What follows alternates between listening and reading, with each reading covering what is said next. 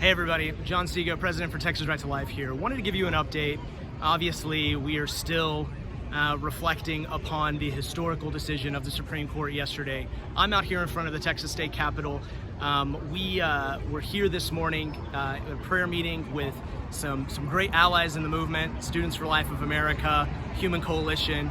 It was great to gather with them to celebrate the Supreme Court ruling this morning. We met a lot of pro-lifers here from Central Texas, and we're able to pray. Now the grounds behind me here are actually locked. DPS closed off the Capitol. You can hear there's a lot of people driving by still honking at the protest. But so we weren't able to make it up to the steps, but we were here out in front of the Capitol praying and essentially praising the Lord for this huge victory. But I did want to send you a quick message because we gotten this question from some reporters this morning and from a lot of supporters of what comes next. We're all still digesting this huge historical victory. The Supreme Court allowing states to protect innocent human life as much as they want in the womb. And not every state's going to be as bold as Texas, but in Texas, we're going to protect innocent human life from elective abortion. That's already in effect. It is already a crime in Texas because of yesterday's ruling to commit an abortion. We see in 30 days, we're going to see our trigger law take effect. That's going to add more protection, some more clarity, and some updated language.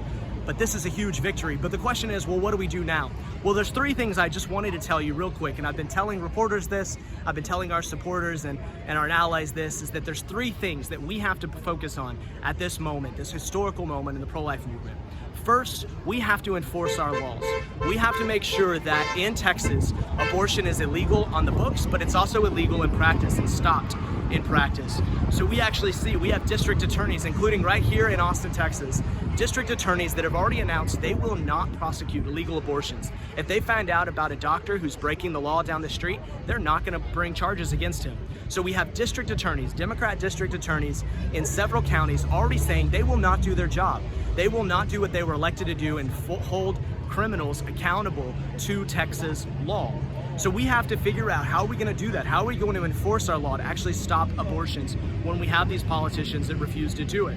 Second, we have to build a pro-life state. This is something that everybody can agree with, whether you're a moderate, whether you're a Democrat, whether you're a Republican and conservative. We can all agree that we need to build a pro-life state, a state that really is supporting women, that is helping women overcome these barriers that she'll be looking at when she's facing an unexpected pregnancy.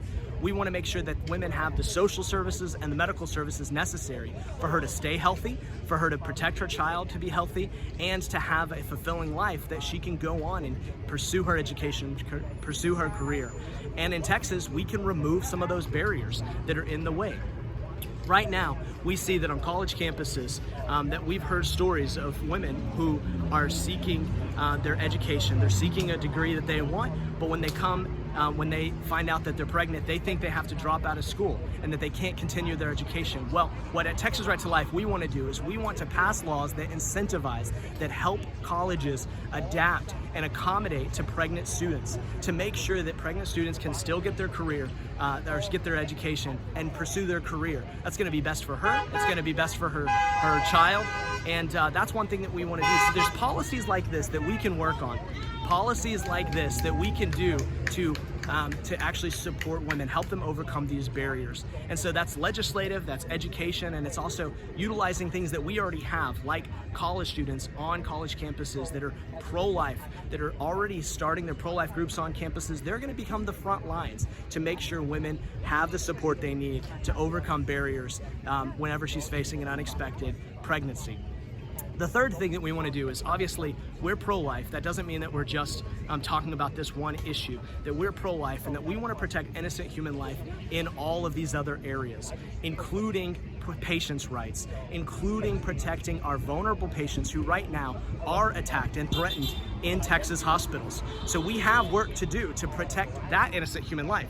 The same reason we're against elective abortion should make us want to protect other innocent human life that's being threatened, like vulnerable patients. We see vulnerable patients are threatened by the 10-day rule. You know, the anti-life 10-day rule that needs to be reformed. We need to repeal that rule and adopt a more pro-life solution for vulnerable patients and their families. These are the things that we want to do. So those are 3 priorities for us. There's a lot of issues we can be focusing on. There's a lot of policies we can be talking about, but those are 3 priorities that we're going to have at Texas Right to Life. And I want to invite you to join us in those priorities. Join us in this fight, because as we talked about here at the rally this morning, this is not the end of the book. This is not the end of the pro-life movement. This is turning the page into a new chapter, and I'm excited about that chapter. There are some hurdles ahead. There's some challenges that we want to face, but the pro-life movement has proven, because of our faithfulness, because of our vigilance, because of our persistence, we had a huge victory yesterday with the Supreme Court ruling, and we can face these other challenges, these other threats against life. We can overcome these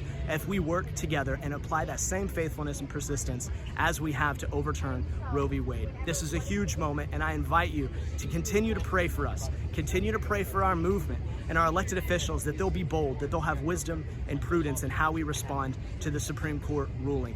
And also, we want you to partner with us at Texas Right to Life. So we ask you, sign up for our text alerts. Go to texasrighttolife.com to learn about what's happening in Texas right now after the Supreme Court ruling. But it's an exciting time, and we want to invite you to join us, to partner with us as we move into this new chapter for the pro-life movement. God bless, have a great day, and we'll talk to you soon.